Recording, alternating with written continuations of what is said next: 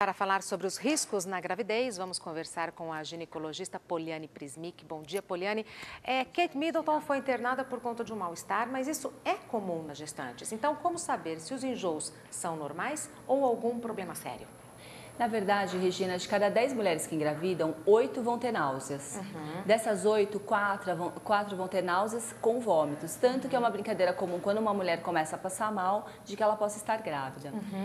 Dessas mulheres, mais ou menos 1 em cada 200, que foi um dado que vocês passaram muito bem, né, que é uma coisa muito verdadeira, podem ter hiperemese gravídica. O que é isso? São vômitos e náuseas incoercíveis. O que significa isso para o obstetra? Nada para no estômago. Então, essa mulher começa a ter um problema de desidratação, ela não consegue se alimentar e os enjoos são tão intensos que ela pode chegar até a desmaiar. E isso pode até levar a quadros de descompensação, a gente chama de hidroeletrolítica. O que faz? A mulher pode até ter convulsão. Então, em casos assim, a gente interna essa mulher para estar fazendo medicações endovenosas e estar conseguindo dar a nutrição necessária. Mas, doutora, quando que esses enjoos prejudicam o bom desenvolvimento do bebê? No momento que essa mulher começa a não conseguir se alimentar adequadamente, qual que é a alimentação adequada? Comer de 3 em 3 horas, ingerir bastante líquido.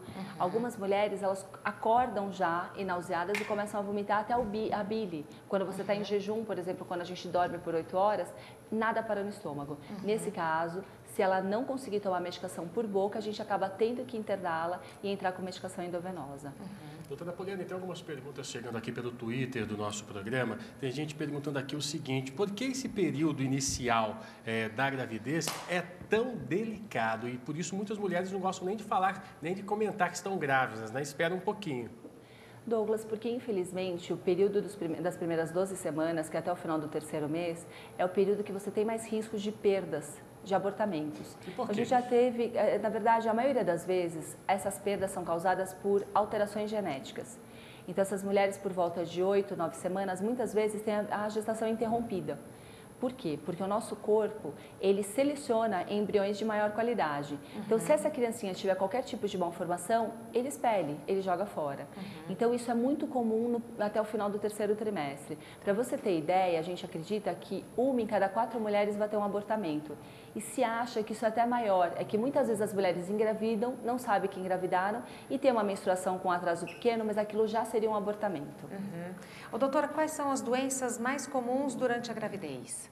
As doenças mais comuns, elas são divididas, Regina, por trimestres, então de 3 em 3 meses. No primeiro trimestre, que é a fase que a Kate está, realmente é a hiperemese gravídica, que é muito comum, que são essas náuseas e vômitos de diferentes intensidades. A gente pode ter também os sangramentos de primeiro trimestre, por quê? Porque nessa fase, o embriãozinho está se grudando na parede do colo, na parede do útero, e muitas vezes você pode ter alguns pequenos sangramentos. Por isso que tantos casais evitam, e às vezes a gente até priva a paciente de ter relações sexuais. Na segunda fase da gravidez, que é o 2º trimestre, a gente começa a ter outros tipos de problemas. Entre eles, podem aparecer a hipertensão e o diabetes gestacional. Você pode ter sangramento também? Pode. Você pode ter uma placenta que ela fica inserida numa porção baixa dentro do útero. Isso pode dar alguns tipos de sangramento. Então, muitas mulheres têm que manter repouso e até abstinência sexual, não podem ter relação nesse período. E no final da gestação, a gente volta a ter o problema da hipertensão na gravidez, que é uma das coisas mais importantes. Ok, doutora Poliane, muito obrigada. A gente continua conversando das 10h30 às 11h no portal da Rede TV, né? Obrigada, Regina.